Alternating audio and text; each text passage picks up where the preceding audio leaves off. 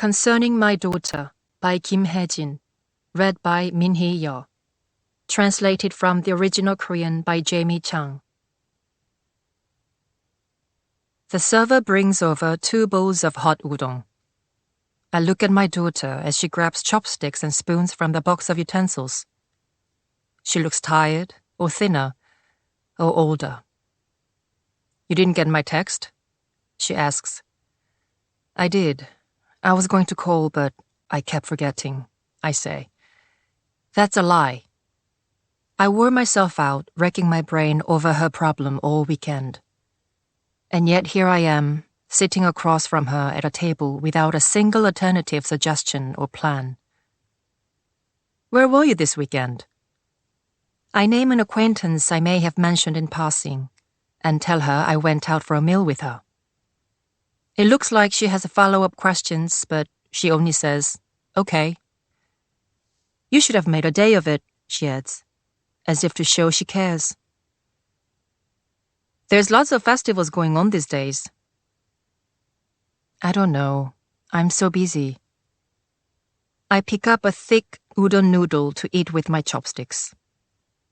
In my youth, I was a fan of noodles. 1 out of my 3 daily meals would be a noodle dish. I still like noodles, but it's what happens after the meal that's the problem these days. How many times do I have to walk around stroking my stomach, bloated from indigestion, and wake up several times during the night before I learn my lesson? Crossing off items from the list of things you enjoy, that's what it means to grow old. College students come in and office workers flock to the cash register. The din of laughter and conversation grows louder. Everywhere I go, all I see is young people. My face full of wrinkles and age spots, thinning hair, and slouched shoulders. I don't belong here. I fear at any moment anyone could express their very obvious displeasure at the sight of me. I cautiously scan the restaurant. My daughter's bowl of udon is emptying fast. I'm still agonizing. Should I really say it? Would it be okay? Should I not say it? Is it not okay? But there's just one thing I fear: the retribution this rejection will bring. "As you know," I say after a long silence. "As you know," a clear indicator of rejection. Disappointment flashes in her eyes. "I know, you're just getting by," she says. Nonetheless, she keeps her focus on me, waiting for me to say something else. I cannot handle the rent in this country that climbs higher and higher even as I lie sleeping at night. Frightening how it grows without end. I've been disqualified from the game of running and leaping ever faster and higher to keep up with it for a long time now. "As you know, that house is all I have," I say. The outskirts of the city, rows of houses packed in like rotting teeth along small alleys. A 2-story house just like its owner. Creaking joints, decaying bones, in the process of keeling over. A house left behind by a world that grows more fearless by the day. My husband's only legacy. A clear, tangible thing. The only thing over which I can claim control and exercise ownership. I know, but I'm all out of ideas too. Who should I go to at times like this if not you? She mumbles, stirring the bowl with her chopsticks. Her voice rises and falls between resignation and hope. And then she takes it a step further. A monthly interest payment for lending her lump sum of money. She's referring to the rooms on the 2nd floor with the water-stained bathroom ceiling that leaks when it rains, the grimy, tattered flooring, and the wind, dust, and noise constantly coming in through the old wooden windows. She is asking me to kick out the rent-paying tenants and get people who could pay a Johnson deposit to secure a large sum of cash. But getting new tenants won't be easy. Just a few days ago, the housewife from the second floor came down to complain about the leak in the ceiling above the kitchen sink. She said, with a mix of irritation and empathy, embarrassment and hesitation, that it would take professional workmen from a firm to fix the ceiling, not an old neighborhood handyman. I get it. Just give me some time, I say. But I don't have the means right now. I don't have the luxury of taking on a repair that will cost me who knows how much. I bet the same goes for the housewife who is begging me to get it fixed. My daughter is tapping the air below the table with her 2 feet. The heels of her sneakers are worn down at an angle. The bottoms of her trouser legs are tattered and dirty.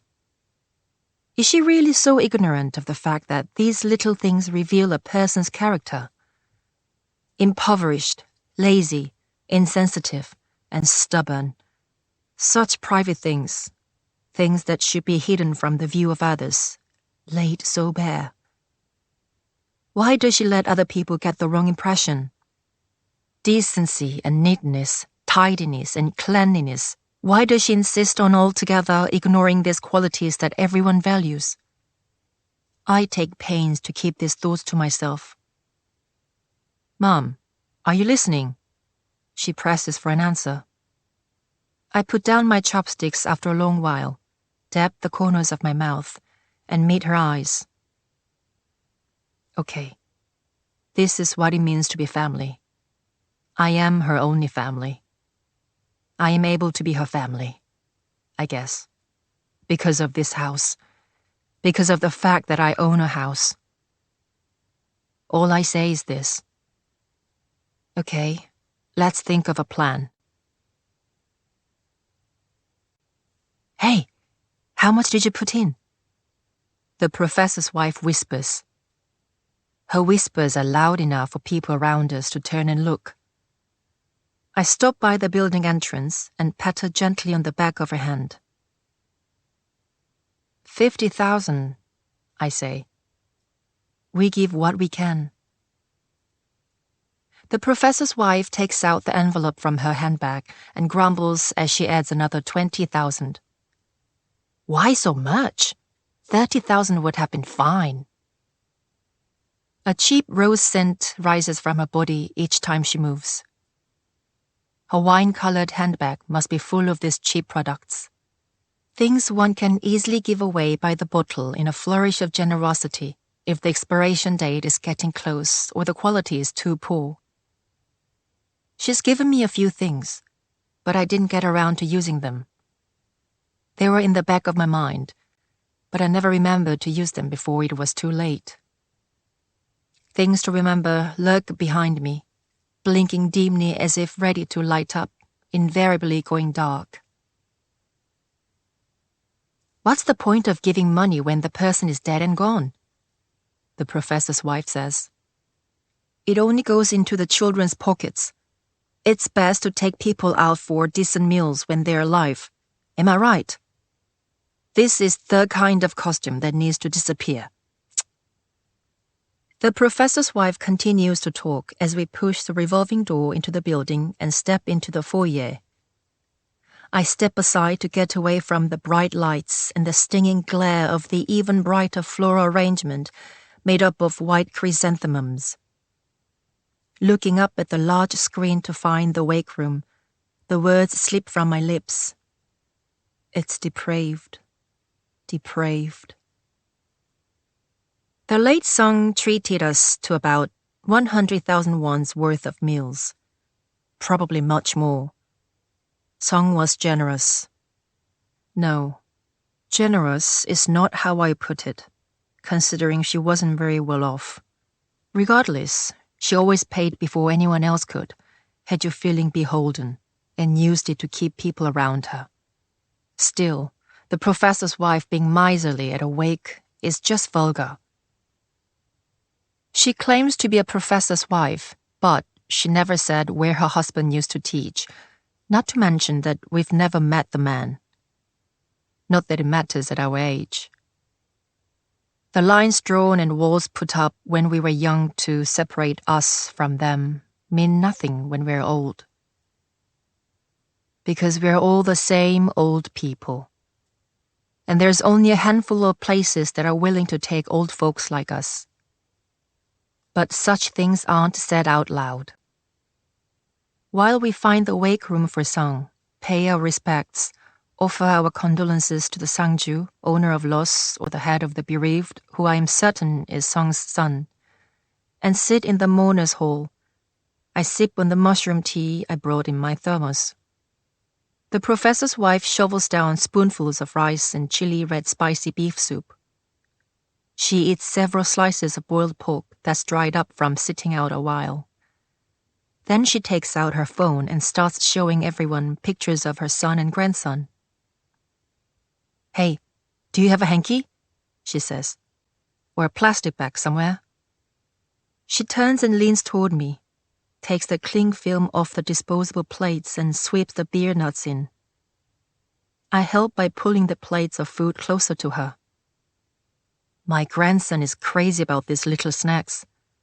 My daughter-in-law is always telling me to stop, but how can I? I'll sneak him some. "Sure, take it all," I say. The whole time I don't so much as a glance at the food. The energy or bad omen trailing from those who have crossed over to the other side of life's boundary, I think I'm terrified of touching it, of getting even a bit of it on me. My eyes meet the gaze of someone sitting against the wall across the room. Eyes filled with resignation. Those eyes that cannot help but see all seem to be marking me out as next. I quickly look away. The game children play where you close your eyes and count to 3 and someone creeps up quietly behind you, then pounces to scare you. The late Song went home after work like any other day and died when her heart stopped. A death summed up as heart attack. How much has death gained on me? How did I come to be so sure that it's drawn so near?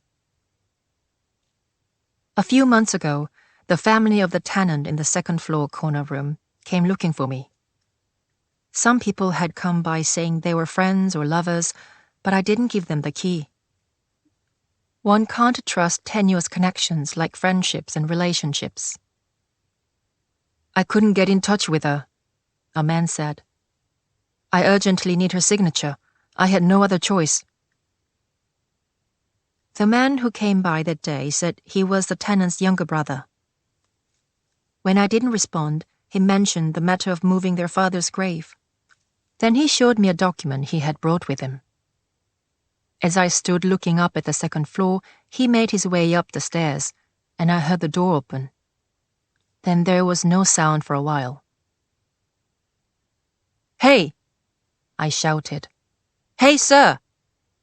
I shouted, but did not go up to the second floor. The man came back down after a long while with a stony expression on his face. "My sister is in the room," he said. "I don't know. I'm calling the police. The police." He rushed out of the gate and never came back. The ambulance came to pick up the woman, and police swarmed to the house to ask all kinds of intrusive questions on the pretext of investigating. In the meantime, the man had gone too far away for me to find him. "Did you find the brother?" I asked when I finally got hold of the officer in charge of the case the next day. "How many times do I have to tell you?" he said. "The family doesn't want to take her. You have to get rid of her things yourself. The body will be taken care of by the government, but that's about it. You said she left a Johnson deposit. Well, use that, and please stop calling. I'm busy." He'd hung up before I had the chance to ask him why, when, or how she'd died. 2 days later, I managed to go into the room. At midday, as the trees took in the soft, warm energy of the day with all their strength in order to grow shoots and leaves, there I stood fear-stricken, clutching the door handle. There was nothing in the room I'd have been expecting to see.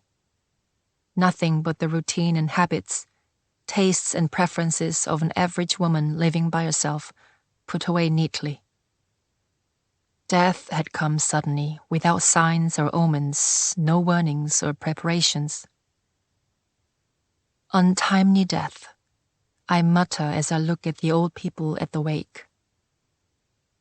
If one of these people were to drop dead tomorrow, I wouldn't be surprised. Untimely death? People might jeer that the deceased had lived his share of life. Rather than grieving or mourning, the survivors would judge his life coldly. If he did nothing of significance, he would soon be forgotten, as if none of it had ever happened. On the way out, the sight of Sang Sun in a black suit and white armband greeting mourners and guarding the altar briefly caught my eye. They say if you're sick for no reason, it's a shamanic illness. You have to receive a spirit, that if you don't, your child will inherit the disease. Who would want to give such a thing to their child? That's probably why shamans do what they can to take on the burdens themselves, I say more or less to myself. Every once in a while, when I start thinking about my daughter, the feeling lingers. Am I being punished? Did I inadvertently pass on something bad to my daughter? Jen sits in her wheelchair looking out of the window. Outside, a member of staff is hosing down the spacious parking lot. The water splits into many streams, hits the ground and bounces off in clear droplets. Would you like to go outside? I ask without wanting to take her, and lock eyes with Jen for a moment. A woman who has lived too long. A woman whose memories are leaking out into some unknown space. A woman for whom the gender divide between male and female is coming apart as she returns to the state of being only a human being, as she was long ago when she was born. Sometimes I can't believe the life this small, skinny, insignificant woman has lived. Born in Korea, educated in America, worked in Europe, then came back to Korea to waste her life on looking after people who had nothing to do with her. Never married, never had children, and yet lived a life filled with incredible scenes from all over the world that I've never experienced. And now she lives alone with no visitors all year. I cannot believe she is all of these things in one. An old man at a table on the other side of the room creates a disturbance. He throws the remote, swearing, and sweeps learning tools off the table. His carer, the professor's wife, is nowhere to be found. Probably off somewhere on the phone or snacking. I get up quickly and move Jen's wheelchair out of the room. I don't have the strength to restrain old men like that anyway. Before dinner, someone opens Jen's door and calls me.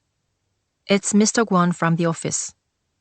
He calls me out into the hall and asks if I could come in an hour early tomorrow. Some people from the TV station are coming to interview Jen. I tell him okay. Mr. Guan bows at me politely. I think the professor's wife is right in thinking that Mr. Guan is especially nice to me. Not so much nice as respectful. I am not blind to the fact that how he treats me sets an example to the rest of the office staff. Perhaps I should be grateful considering the status of most old carers who work for what is, by any standards, so little pay and are secretly treated with hostility and contempt. It's probably thanks to Jan, the patient I care for.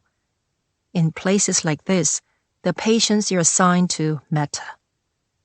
The staff are respectful and polite toward Jan here, at least to her face. How come she has no family whatsoever? People ask when Jen is not around.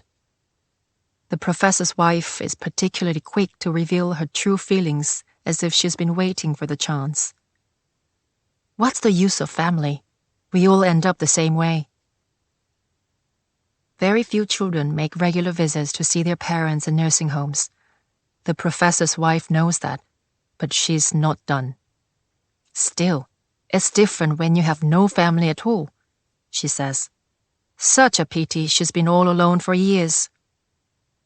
When I don't give her much of a response, she turns to the young newcomer, who's a newlywed. So you gotta raise your kids well now. It takes work, but they're your assets and insurance. She looks over at Jen in the distance and clicks her tongue. It's moments like this that I feel the full force of my current situation, in which I can no longer pick and choose the people I associate with. Talking with these people, sharing our thoughts, and agreeing with them for lack of other options, am I turning into one of those stuffy, prejudiced old bags, as young people these days put it, that leech on taxpayer money? The young newcomer nods, but is unmoved. She's still getting used to the work. She looks after the patients of the late son, which is no easy job. She'll have to take a few sick days before her body slowly adjusts. But many people leave before that happens. The ones that stay on are the ones that truly need this job. I return to Jen's room to tuck her in. Discomfort anywhere? I'll be back tomorrow morning. Okay. Holding my hand, Jen asks, "Where do you live? Is it far or near?" I tell her it's not far, that it's a short bus ride away. Jen nods. Okay, watch out for cars, Jen advises. Watch out for cars. Her saying so is a sign that she is lucid now. I sweep Jen's forehead with my palm. The face of someone who has lived 20 years longer than I have. Her skin is wrinkled and rough, but her features are still pretty. I hold Jen's hand and pray that she'll sleep a deep, restful sleep tonight and go out into the hall. Jen has had a bit of sleep medication prescribed, so she'll sleep well. I gather my things and come out to the elevator to find the professor's wife and the young newcomer waiting for me. We nod goodbye to the on-call nurse and leave the building. Loud music is blaring down at the far end of the alley. Just off this small alley is an intersection filled with stores and bars that stay open all hours of the night. The tension of the day lifts and I feel the ache in my knees. "Hey, how did it go with your daughter?" the professor's wife asks. "Did you see her?" It's nighttime, but the air is still hot. Flashes of heat crawl up around the neck. I'm going to see her now. It's hard to find time. I deflect. I know she wants to ask personal questions about my daughter, pass judgment, and lecture me. I know she's just being nosy, but I can't simply let the things she says wash over me. The professor's wife agrees and takes out her cell phone. She pulls up a few pictures of her grandson. He looks smart. How old is he? The newcomer manages a few perfunctory words. I don't say a thing. I pretend to be looking at something on my phone, speed up ahead of them, and hurry off the curb to cross the street, saying, "See you tomorrow." Summer nights are hard to get through because of noise from outside. It's difficult to fall asleep as delivery scooters roar, neighbors' TV set babble on, and the couple upstairs shout at each other. I stick a pain relief pad on my knees and put pain cream on my shoulder by the light of the TV. Then I bring half a watermelon from the fridge and eat hungrily, scooping up chunks of melon with a spoon.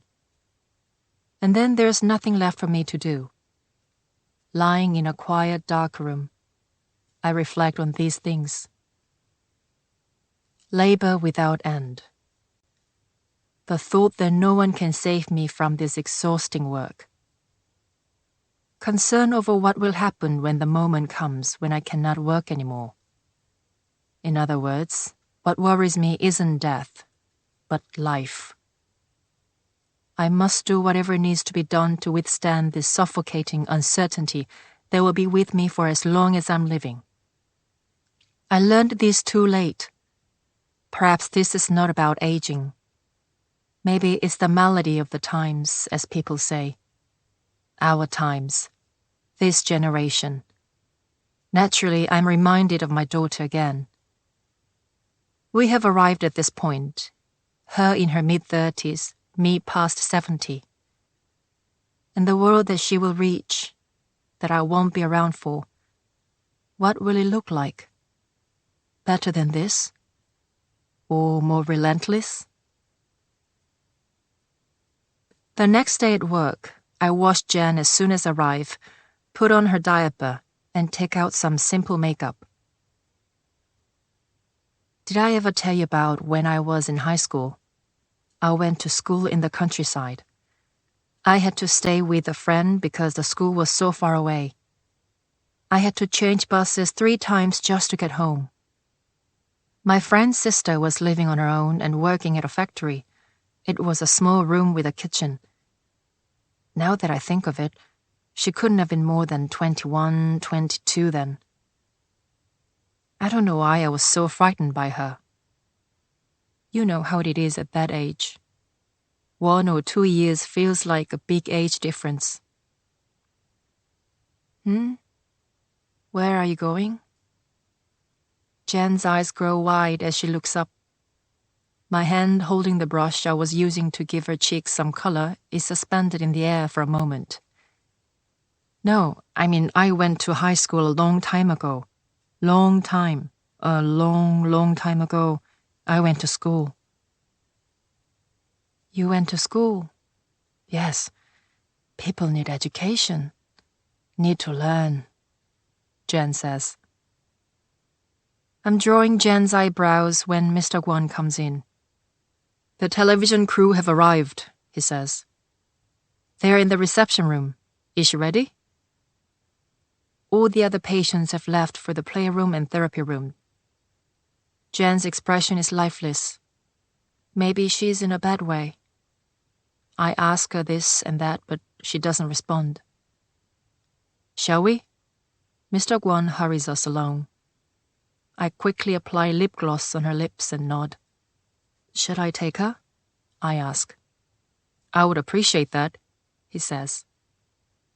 Mr. Guan quietly follows us down the hall and asks, Please take good care of her, just in case. It's important to show them that we're doing a good job of caring for people like her. Good publicity. I tell him I understand. You wrote a book titled Children on the Border in 1989. There are stories in here about children who were adopted in America. Brandon Kim? Or was it Brandon Lee?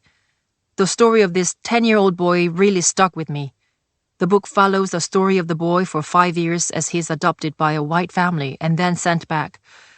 Did you handle the interviews for the story yourself? And I'm also curious to find out how you came to know the boy. The young man in the baseball cap adjusts the camera and gives a signal, and the other one pushes up his glasses with round lenses. Then could you tell us about the LA Education Center? His voice quavers like a thin sheet of metal before recovering its composure. It says here that it was an alternative education center. It was perhaps the first organization for children of immigrants. You single-handedly transformed the center into an accredited institution and applied for funding. Any particular difficulties you ran into? The young man's voice bounces around the rectangular visiting room and dissipates. Silence descends. We can hear the careful footsteps of people going by in the hall. All the while, Jen's eyes are fixed on a corner of the table. She appears to be in a place where she can hear nothing and see nothing. Maybe she's scared of the strangers. I start to approach her, and the young man raises a hand to tell me it's fine. How about the counseling center for immigrants' rights you opened in the 1980s? Do you remember that? You were in Busan, not Seoul. Any special reason why you chose Busan? The young man at the camera peers up from the viewfinders and shakes his head. The two men seemed to be saying something to each other through exchanged glances. "I'm starving to death." Jen taps impatiently on the armrest of her wheelchair. The comment goes unnoticed by the other two. Questions continue as if nothing happened. "How about the forum in Osaka in the early 1990s? You caused quite a stir by speaking out against the Korean government. You weren't allowed back into the country for a while. Do you remember that?" The young man shows Jan old pictures and clippings from old magazines. In the picture, Jan is wearing a comically large pair of glasses and saying something on the podium. In another picture, she's all smiles, standing shoulder to shoulder with some white man. For a moment, I'm quite taken by these faded pictures. "I am hungry now. Hungry," Jan says. She looks back at me and mimes banging her fists on the table. "We'll go and eat soon," I say nervously, leaning by the door. "In a minute, Jan, but could you talk to these gentlemen first? They've come a long way to see you." "What am I getting today? Are we having cake?" I try to coax Jan with a smile on my face as I wonder if it's true what these young men are saying. Did this old, frail woman who's interested in nothing but eating, shitting, and sleeping do all of that? Were the things she did so meaningful that they would come all this way to ask her about them? If so, how did Jen end up at a place like this? Maybe because she did the thing she did. "Don't you remember anything? How about Dipat? He's from Cambodia? Is it Cambodia?" The man in glasses isn't sure. "The Philippines," the camera guy corrects him. "Yes, the Philippines. Dipat. The little boy from the Philippines. You were his sponsor. It looks like you practically raised him into adulthood. Don't you remember? Dipat. Do you remember Dipat?" The young man's voice rises. I sense their respect and awe drain as irritation and frustration rise. "Looks like she doesn't remember a thing," one man says to the other. "But we have to get a quote, or we have nothing to use." "Can't get a quote when she isn't saying anything." The man at the camera stares blankly at Jan and mumbles. "Look, ma'am, just tell us about something. Anything. Our boss will kill us if we don't get a quote." Then he pulls out his phone and makes a call. A high-pitched voice comes intermittently from the phone. The young man glances at Jan and whispers, "She's completely gone. There's just no way." Then he says, "She's hopeless." What does he mean she's hopeless? The other young man snatches the phone from his hand and says something. Jan turns around to look at him. I nod and blink to let her know everything is okay. The young men keep talking on the phone in the meantime. Their voices grow loud enough for everyone to hear. They act and talk as if Jan isn't here. In a way, it's true. The Jan they came to see isn't here. Then how about the Jan sitting before them? Is this Jan, not Jan? Are they here to punish Jan? Is this their way of telling her, "Look at the state of you. Look how small and ugly compared to your younger days when you were worthy of respect. Don't you remember this in the picture? Look closely. Here, look here." The questions are relentless. More like an investigation or interrogation. The young men are intent on getting Jan to say something through any means. They've abandoned manners and tact. She says she's always hungry these days. I try to help. An hour or two after a meal, and she's hungry again. She's always asking for cake, but she can't have a lot of it. She has trouble digesting. She enjoyed strawberries in particular this spring. These days, she has tomatoes in the mornings and evenings. I stand by Jan, who grabs my hand under the table. The young man couldn't care less about what I say. They're not interested in who Jan is now. They whisper to each other. The young man with the camera finally says, almost to himself, "It's dementia, right? We came because we were told it wasn't bad. This is unfortunate." I find him rude, but I don't share this view with him. Mr. Guan asked me for a favor. If these young men run an article or footage somewhere, it'll be publicity for the nursing home, which will lead to donations and funding. I can't say this has nothing to do with me. I ought to do my part to help. Would you like to look around the hospital room? See how she's doing here? I think giving her a little more time will help. I'll talk to her. I try to convince them in the gentlest tone I can contrive, but they shake their heads and leave the room. Their conversation disturbs the quiet hall. I study the pictures and clippings they left behind. I see the Jen I know in the old pictures. Wow, will you look at this? Oh my. Do you remember when this was? I point at a few photos and hold them up next to her face for comparison, but I get no response from her. Somewhere down the line, I stopped believing that I could change things. Even at this very moment, I'm being carried out by the tide of time. Whatever it is, if you try too hard to change it, you have to be prepared for a real struggle. Being prepared doesn't change anything, for better or for worse. I must accept that all this is mine. These things became mine because I chose them. They make up who I am now. But most people take too long to arrive at this realization. The past, the future, and everything else that isn't right here distracts us as we crane our necks, hoping to find something, only to end up wasting a lot of time. Maybe the elderly always have these regrets as they're running out of time. I don't know how to explain these things. It's difficult to understand something vicariously through someone else's words without having lived it.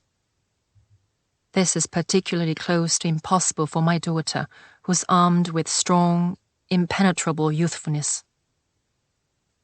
Ma, are you listening? Hello? I nod to show that I am listening, but I don't meet her eyes. If I switch both apartment leases on the second floor from monthly rent to Johnson deposit only, how am I supposed to afford the hospital bills, meds, insurance payments, utilities, living expenses, and the little extra in case of emergencies? The refrigerator door rattles as my daughter swings it open. She comes back to the table with a glass of cold water. The air is still hot, although it's late. I wave off a mosquito and aim the fan at her. I said I'll take care of the bank loan interest, Ma. I'll give you spending money too. I'll take on more classes in the fall semester and have more income. I'm not going to depend on you forever. I'm not a baby. I nod silently. That doesn't mean I agree, only that I'm trying my best to understand her situation. So I don't pressure her to get by on her own. I cannot tell her what my parents said to me long ago. Try hard. Try even harder. I mustn't say that to her. That's how it is now.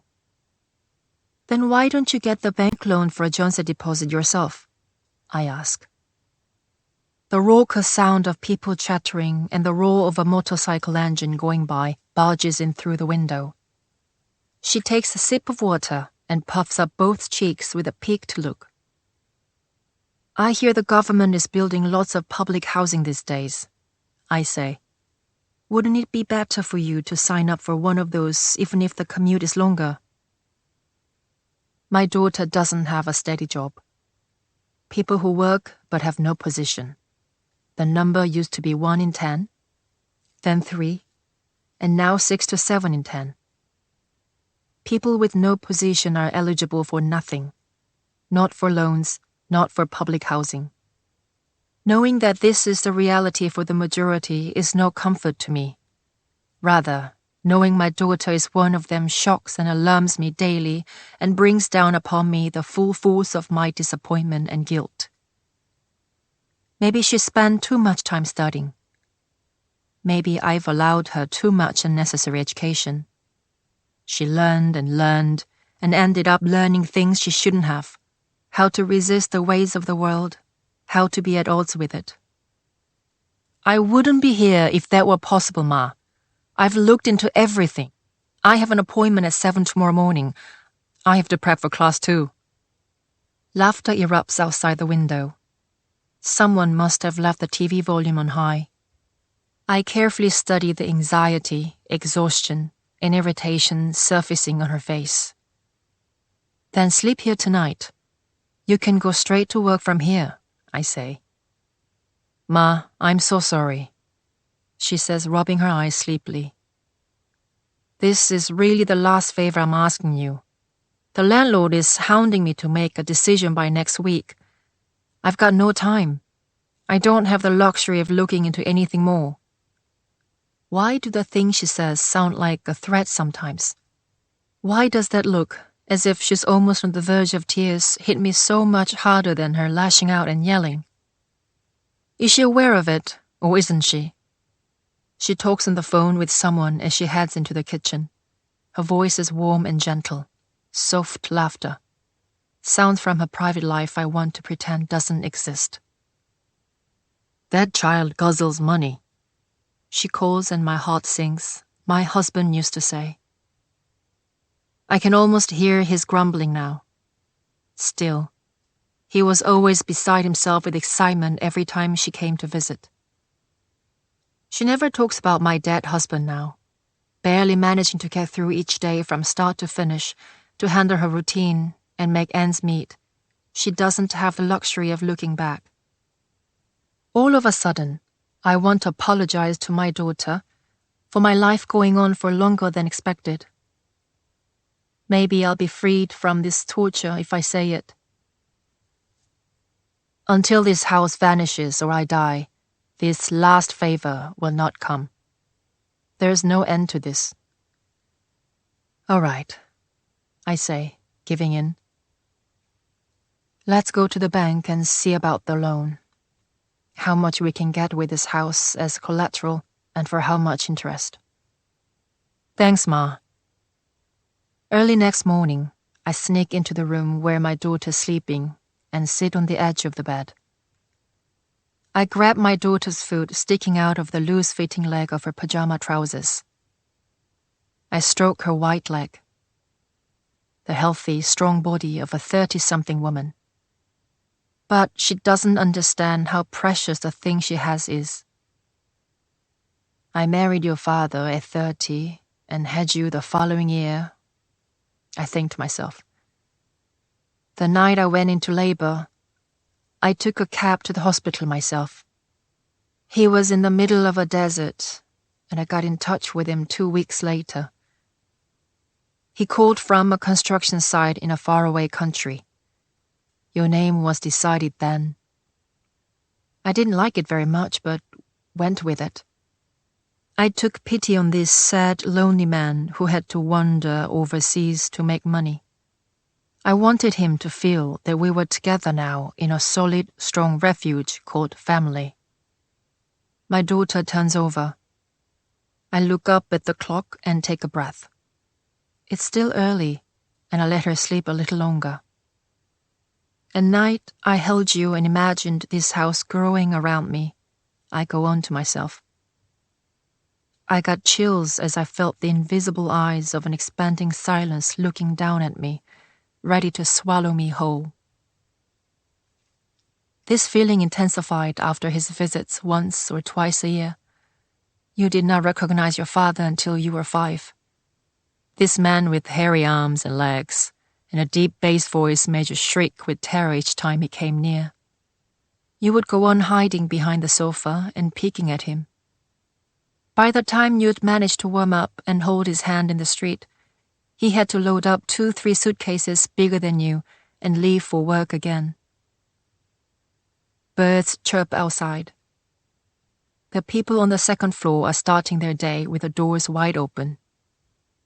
The young man in the corner room is likely still asleep, so the one moving about so busily there must be the young mother.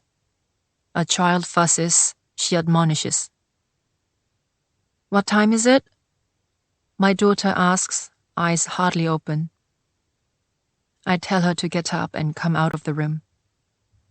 I go to the sink, pour a glass of milk, and break 2 eggs over a heated pan. She comes to the kitchen table. She used to be a small young child. I think of the time she does not remember. Sins from long, long ago. But certain among them are still just as fresh and brimming with energy, as clear as if it were yesterday. She pops the yolk with a fork and adds more salt. "Why don't you just come and live with me?" I ask suddenly. She shows no sign of having heard me as she chews on her egg, and then gathers up a yellow manila envelope and some printouts on the table.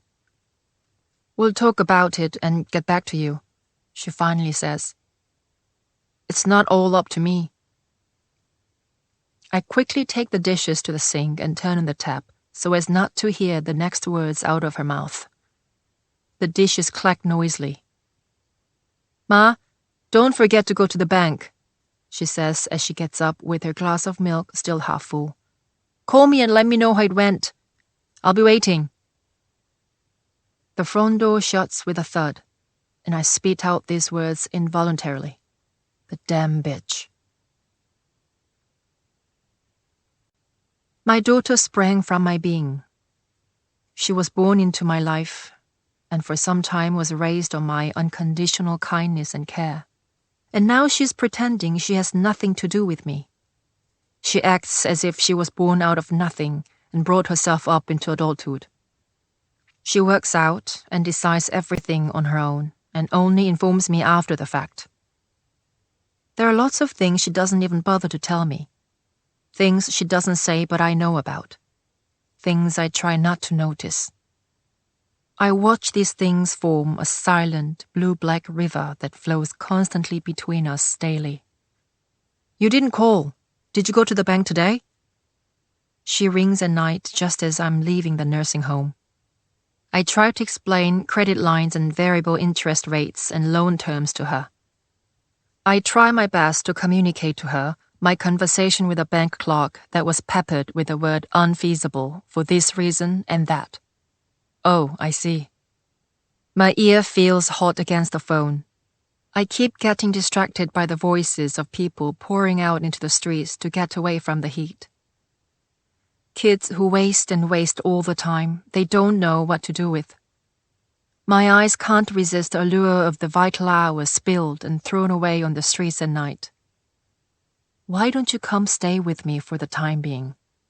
I say as if in surrender. "You're really okay with that?" she says. "Of course. You're my daughter," I say, drawing the line. "Why wouldn't I be okay with that?" She instantly reads between the lines. "I will not allow anyone besides you, my daughter." "Ma," she starts. Then she changes her mind and answers in a calmer tone. "Then we'll come stay with you, but just for a short while, I promise, until we save up a little. We'll pay taxes and rent too. Don't worry about that. I gotta get to class. Bye." "We?" She hangs up before I can say another word. I wipe the sweat off the phone and try calling her back several times, but all I hear are the long ringtones. I am off duty on the day my daughter moves in. I leave the house early in the morning. Houses stand side by side facing each other, forming small alleys. The man across the alley sweeping around his door says hello. He has a big gut and a receding hairline, but his voice is filled with energy and confidence. Heading out early today, ma'am, he says, flashing a good-humored smile. I've never told any of my neighbors where I work, but most people know that I work somewhere.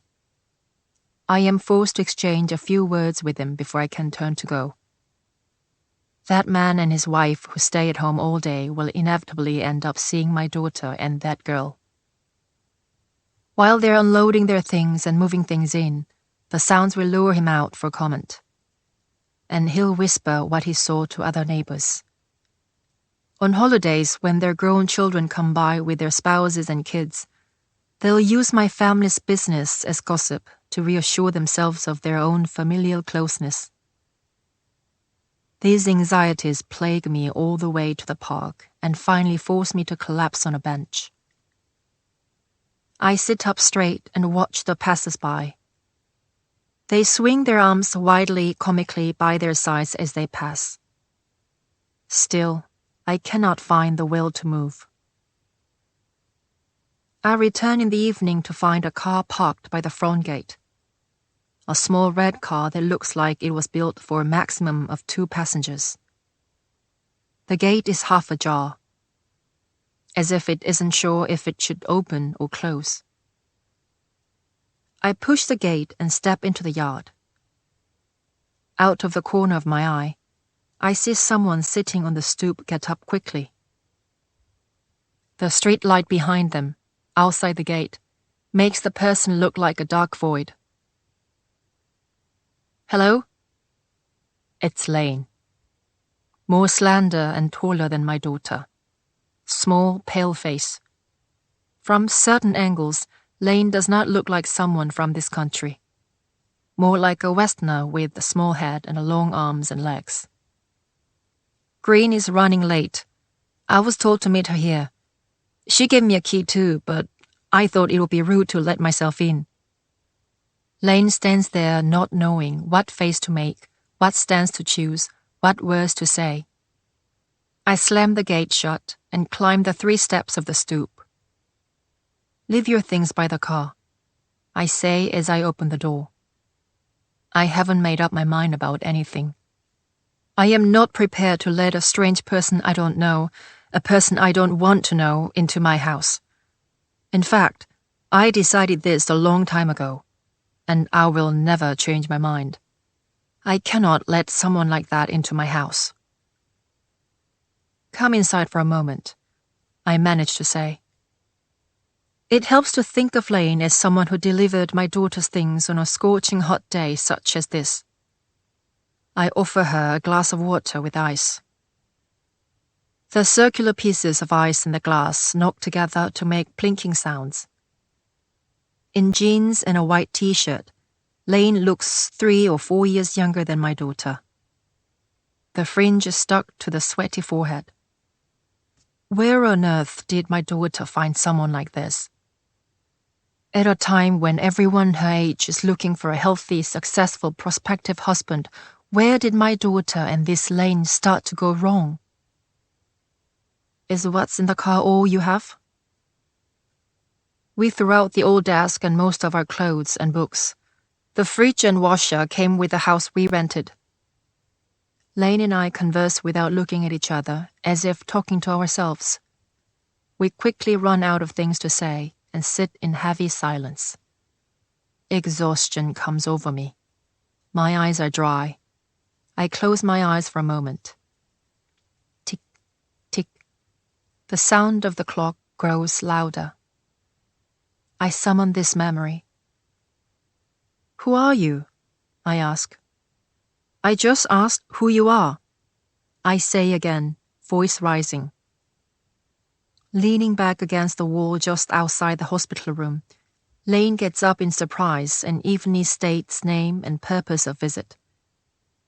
In this tedious game of chicken, where both of us know but pretend not to, there's only one prize I want. Never show your face again. Not ever. Not even in the next life. Thanks, but you don't have to be here. This is a family matter. I raise a wall against her called family and try to push this stranger out. Lane nods as always, but does not walk away. I came by because Green was worried. Green? I don't like the way Lane calls my daughter that. Calling each other by ridiculous nicknames instead of using the names their parents gave them. Lane's shirt is soaking. I'm certain it's from taking care of my bedridden husband. Still, I don't say a word of thanks. Goodbye now, and you shouldn't bother with these things from now on. I come into the hospital room and close the door. I see a silhouette pacing the hall outside through the opaque window in the door. I keep my eyes on it nervously. The door opens and Lane comes in. Picking up a bag by the window, Lane tells me that my husband ate 2 bananas and a yogurt an hour ago before falling asleep. I adjust the humidifier and irately dust the spot where Lane was sitting. She leaves without a word. I sweep the bunch of bananas and yogurt on the shelf into the trash. This is not a dream. It's a memory. Lane, I am sure, is my daughter's partner. That memory was from 5 years ago. Or was it 3? I can't recall. Lane kept coming to the hospital even after that. When we ran into each other, Lane gathered her things and left without a word, but otherwise sat by my husband's bed alone, or with my daughter. On the day his remains were placed in the mausoleum, Lane stood within sight, next to my daughter. Lane. The very same person is now sitting in front of me. What do you do? I'm the first to give in again and break the silence. I'm learning to cook. I work at a small restaurant. I write articles sometimes too, and take pictures. I can't breathe. It's not just the hot air in the living room. I open the windows all the way and turn on the fan as if to demonstrate that I'm burning with anger. What kind of articles? Just marketing stuff, short articles that introduce good restaurants. A thick, humid current flows in through the window, carrying the news of imminent rain. So do you have a regular income? What do you do about rent and expenses? Lane's gaze, searching for a place to land somewhere in my vicinity, meets my eye. A look of someone trying to decide whether or not to answer. Then a thoughtful look as if carefully choosing words. Lane rummages through the backpack and pulls out a book. The large, thin cover bears pictures of colorful dishes and fresh ingredients. Lane opens the book, writes something in the inside cover, and pushes it across the table toward me. For Green's mother. I open the book and see the names of co-authors arranged alphabetically. The font is so small and the words look like grains of rice strewn about. I narrow my eyes looking for Lane's name and bio. I'm here because Green said she got your permission, Lane says. I'm sorry if you were offended. Listen, I say. My daughter's name isn't Green. Lane looks up at me. I know. I'm just used to calling her that. I close the book and push it back toward Lane. Green and I combined our savings to come up with the Junsa deposit for the house. We asked for our lump sum back and switched to paying rent because Green urgently needed money. That was last year, so I didn't really have a choice. If I had, things wouldn't have come to this. My mind clouds with questions. I have heard nothing about how these two went about finding a place and affording it. I don't know how much each contributed and how living expenses were divided. The seed money I gave her when she left home is part of it. That means I contributed somewhat to their lives. I don't ask Lane how much my daughter borrowed or why.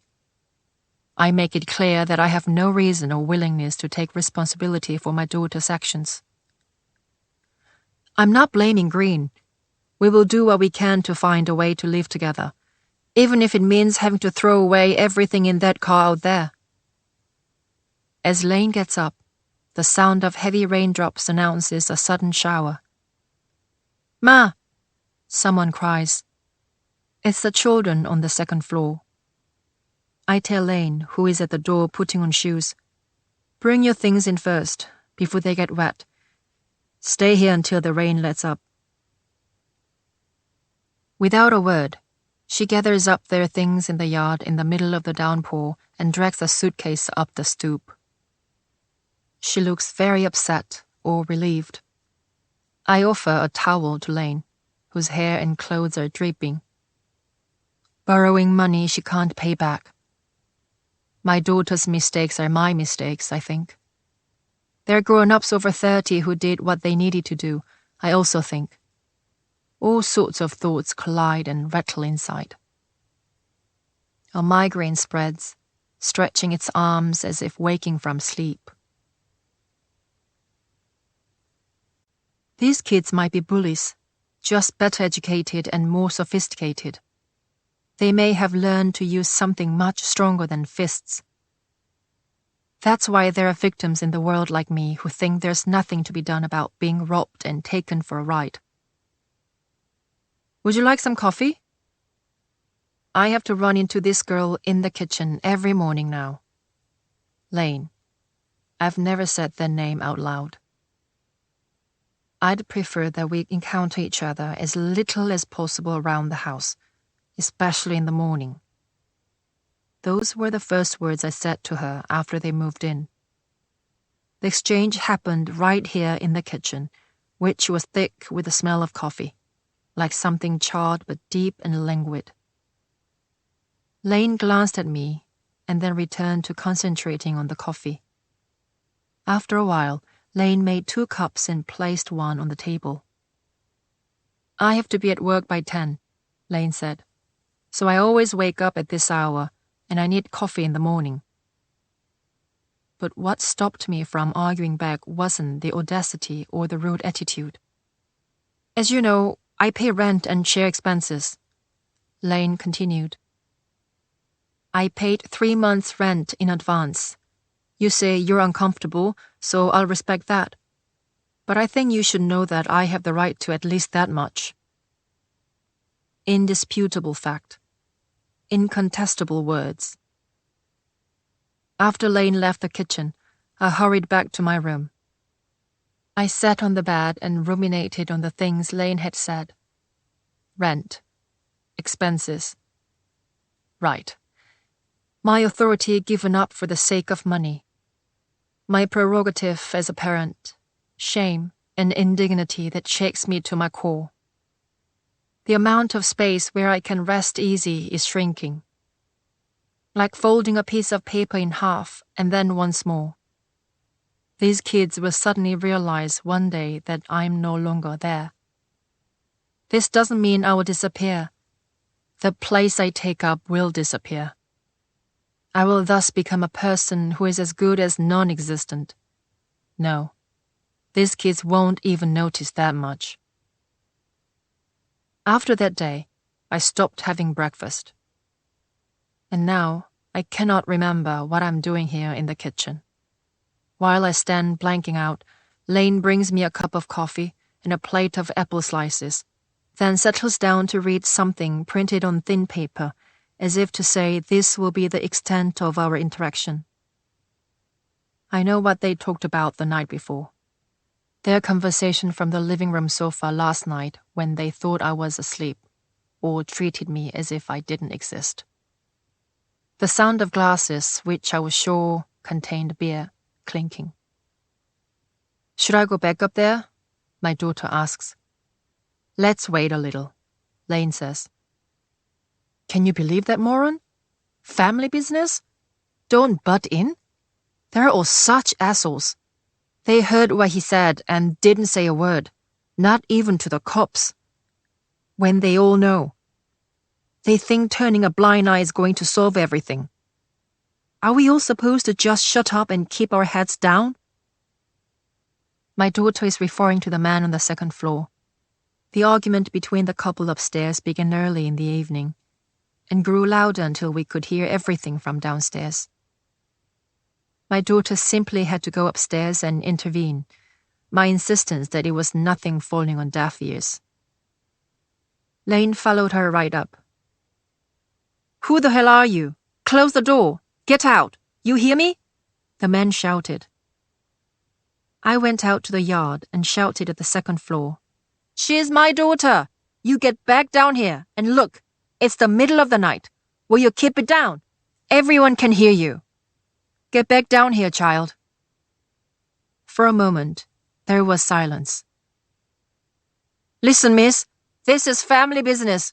You don't tell me what to do." The man was just barely managing to keep his anger in check.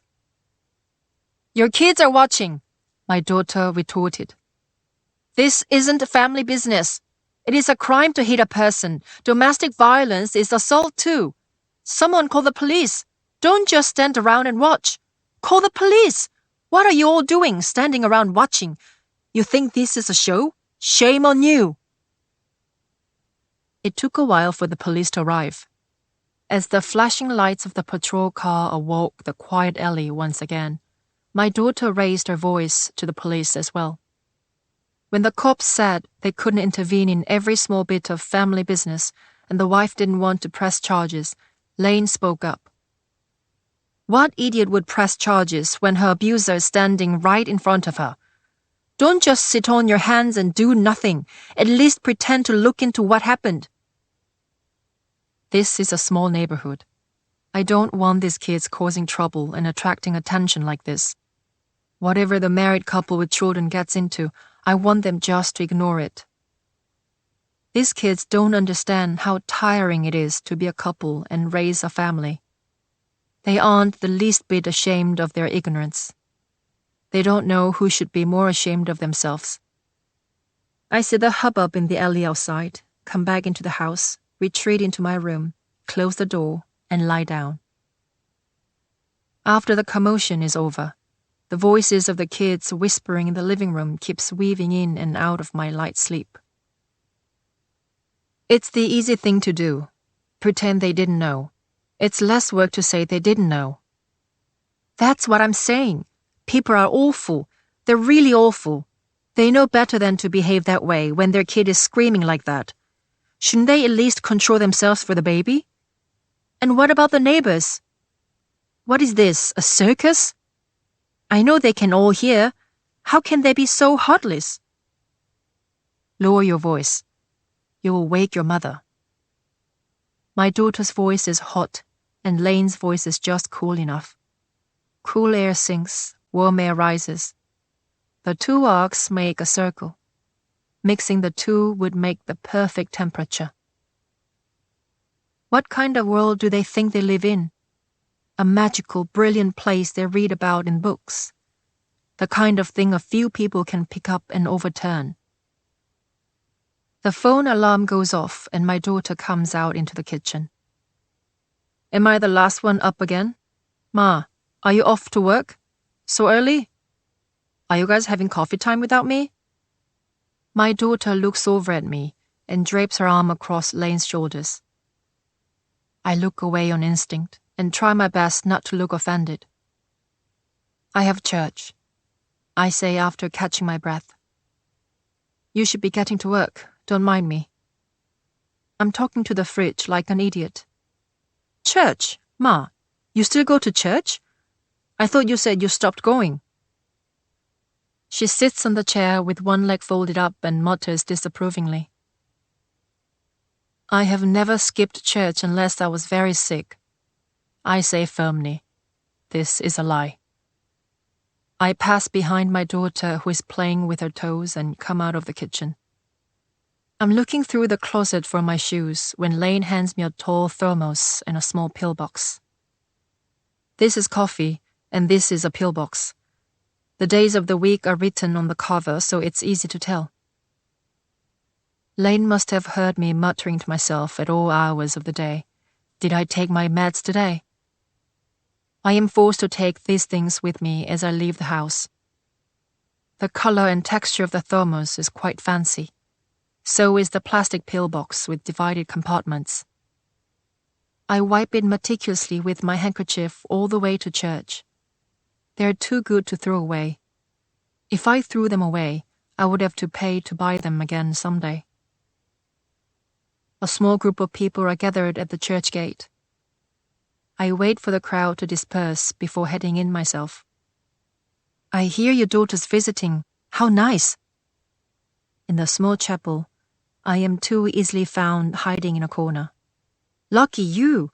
Your daughter must have packed this for you. The parishioners instantly spot little changes in me. A tall, shiny thermos instead of my usual plastic bottle. A small light umbrella and a cute purse. A flower brooch made of lace. A new picture of my daughter and me as my phone background. Her daughter's a college professor, isn't that right? Really?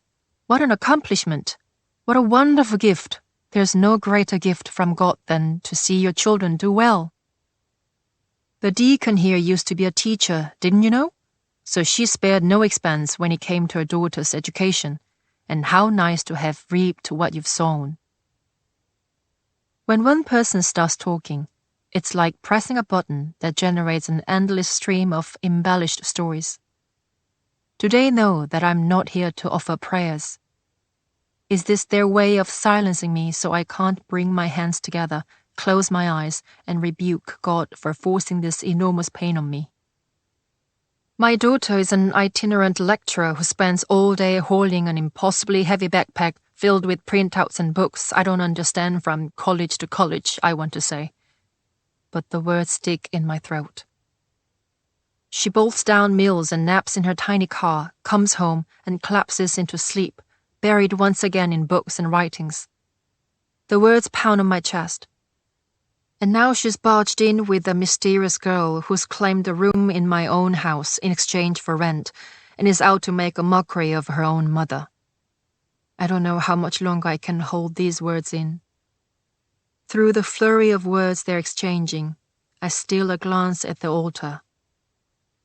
When I found out that the person my daughter was calling every night and writing letters to was a girl, I left her alone. This sort of thing was common among schoolgirls.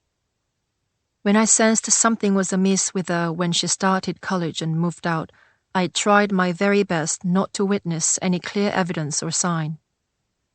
In the meantime, she wandered so far off that I could no longer bring her back. It is likely that I whiled away a crucial period of time when I should have corrected something somehow. All I did was sit here in this spot where I could look up at the altar, run my hands over these words that I feared others might hear, and let the silence grow. Things I want to say, must say, cannot say, must not say. I have no confidence in any of these words. Whom could I possibly go to with these words? Who's there to listen anyway? Things that cannot be said or heard. Words that don't belong.